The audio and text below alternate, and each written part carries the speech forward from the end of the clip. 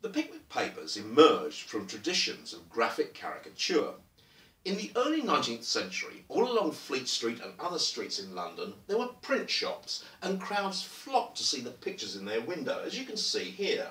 And these were caricatures, or cartoons as we would call them nowadays. And here's another picture of a print shop window.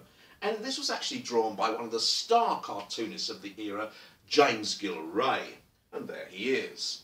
And even today, Gillray is regarded as one of the greatest cartoonists who has ever lived.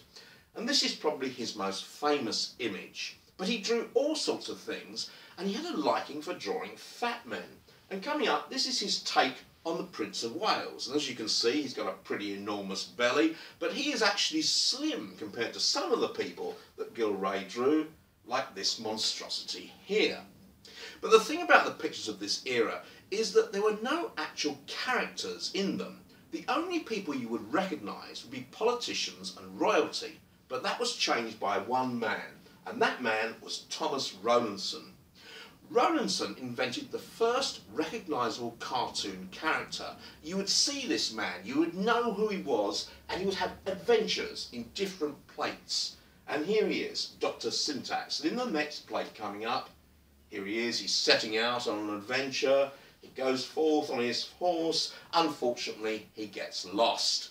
And that isn't the end of his adventures. He then gets attacked by highwaymen. Now, around this time, there was also a fashion for scenes of club life. Here is one by Rowlandson. As you can see, it's pretty debauched. There are men getting blind drunk, and here they are, vomiting in corners. And Gillray did pictures of club life too. His is even more riotous, as you can see. No holds barred, really. Around this time too, there emerged a man called Robert Seymour, who is the main character in Death of Mr Pickwick. Now, he was the most prolific cartoonist of his era. He drew literally thousands of pictures, and he drew upon the graphic traditions of the time, and he produced this. Mr Pickwick Addresses the Club.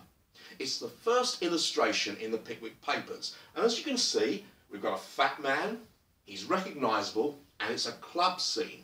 The difference, though, is that it's a pretty restrained club scene, and that's because public morality had changed, and the drawings of Rowlandson and Gillray were no longer acceptable.